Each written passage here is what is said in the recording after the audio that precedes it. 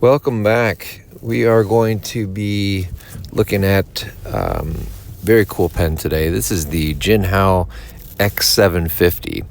The Jinhao X750, it's been around for a while. It's a Jinhao pen, which means it's sort of, in my opinion, at the bottom tier of the Chinese pens in terms of the top three, and the top three being Jinhao, Hongdian, and Asvine.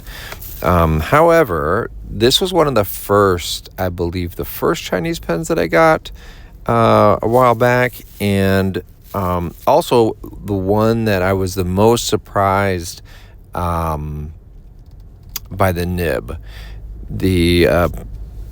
I think I've collected a few, and most of the Jinhaos back in the day, and I think they still do, but I think more and more they're coming out with mediums or medium-sized nibs. But previously, they really hit hard with fines and extra fines, and not a big fan of those. But this nib was extremely smooth out of the box, and I don't think I had to do any adjustments other than maybe the reverse side of the nib. I had to maybe do a stroke or two on some sandpaper, or grit paper, excuse me. But outside of that, this pen is great. Has one or two, I think, drawbacks, but overall it was a great pen. So great that I still have it years later. So as far as this pen goes, the things that I really love about it, well, it's got that plastic section, that black plastic, so that's great for grip purposes. It's not, my hand's not sliding off with a metal grip. And the weight is very, perfect. So the weight is great, not too heavy. Even when it's posted, still very balanced. So I'm very pleased with that. So with this pen, and the nib, of course, which I adore. Now, what don't I like about this pen? Well, probably the biggest thing is that it semi-posts. And what I mean by that is, yep, the cap does go on the back of the pen, but you're going to have to give it a little bit of a push to have it stabilize on the back of the pen. If you just put it back there, it will wiggle and wriggle off. So it's not a perfect posting pen, but it can work. I had a different X750 that I tried that with, and it wouldn't even stay on the back of the pen. So at least with this chrome finished one, it does work. So I have no problem with that. As you see, I'm reverse drawing here, and it writes smoothly. It does a fine line, which again, when I have medium nibs that have the ability to write on the reverse side of the nib, you get two pens in one. You get a medium pen and the fine pen. So that's great. If you really want a super fine line, well, then I would recommend getting a fine nib, and then when you flip it over, you're more likely to get an extra fine line out of that. Yeah, I think this, if I had to say, I think this is probably Jinhao's most sold pen that they have, at least historically. That's just a guess. Not certain that's a fact, but I would say a guess because of how popular it was. It being, like I said, with Jinhao being, in my opinion, at the bottom tier of all the three, it doesn't mean it's the worst, that it's terrible. It just means that of the three, I would rank them the lowest in terms of quality control or just quality in general, in my opinion. This would stand alone outside of that, because this is a pen that can compete outside of the posting issue that I have, but quality-wise, it could compete with many of the current iterations of pens that Asvine has, or even Hongdian. Now, would I get this pen again if I lost it? At this price? Sure.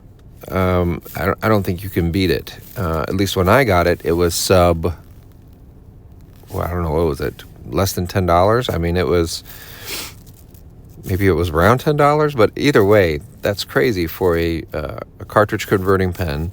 and comes with the converter. Writes wonderfully.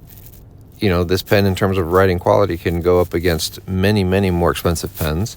So I think this is, if somebody were to say, hey, listen, I want to get into fountain pens, I don't mind heavier pens, which by heavier I mean, plastic resin versus metal. It's not too heavy in my opinion, but this would be a great option. Certainly. So I think that I'm still super pleased with it. Obviously, I still have it. Haven't given it away. It's hard for me to really find things bad to say about the X750. So I love it. Bottom line, love this pen.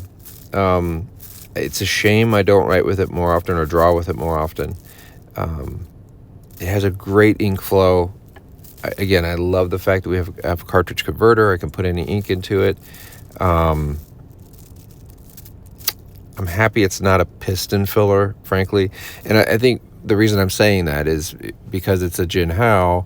I'm not so certain about their quality control. And if you need good quality control, you're absolutely going to need that when you do a piston filling pen because of the mechanism.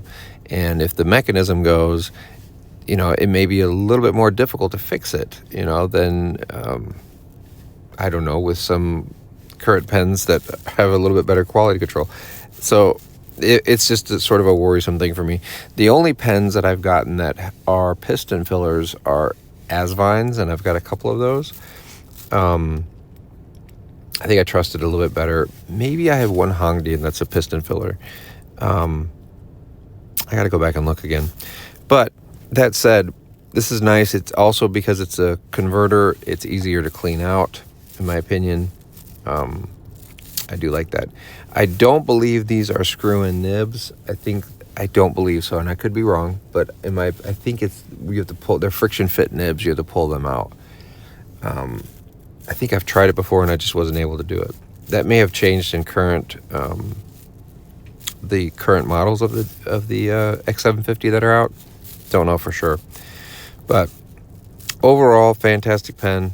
If it's available and you haven't tried one out yet, I would certainly advise trying one out. I don't think you could go wrong.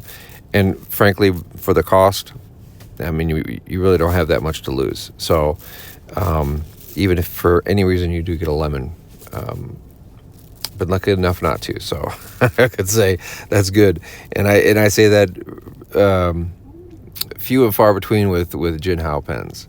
I had one or two really early on that were terrible, and not X750s. There were different models, but I don't even think they make them anymore. I can't be sure. But that said, yep, wonderful pen, wonderful writer, great for drawing. For those of you that do that, I would advise trying that out.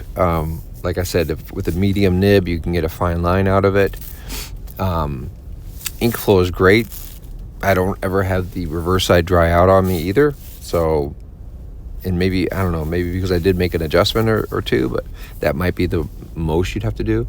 Run it across some grit paper just to smooth out the reverse side of the nib. But the nib is reminiscent of a Yovo nib. It's rounded. It's wonderful. I can't say enough about this nib. If I had a number 6 nib that went in a different pen, and I wanted to replace it with I would gladly pull this one out and use it. And that's how much I like it. So, yeah. So I have really positive things to say about it. For those of you that love to post, I can't guarantee that you'll get one that does post, with a good friction fit, simply because I had that other one that didn't do it. So in my experience, at least anecdotally, I can't say I can't say for sure that you're going to have one that fits as well as this one, at least, when you put enough pressure on it. So take that for what it is. But yeah, I'm going to go ahead and let this video play out. If any of you do have an experience with the X750, and good or bad, throw some comments down below. I'd like to get some feedback on that, and I'm sure other people may want to hear about that too. Yeah, Also, if you made it this far, if you would drop a like for me, I'd appreciate that, and subscribe possibly. That'd be wonderful too. And that way you can get notifications when new videos come out weekly. Yeah, that's all I have to say. If, like I said, I'm going to let this video run out to the end of the sketch so you can see that in a faster speed. And until I see you all next week, I do have another review coming, of course, every week. So I will talk to you then in the coming days. Thanks for watching. I appreciate it. And I hope you have a great day. All right. Bye-bye.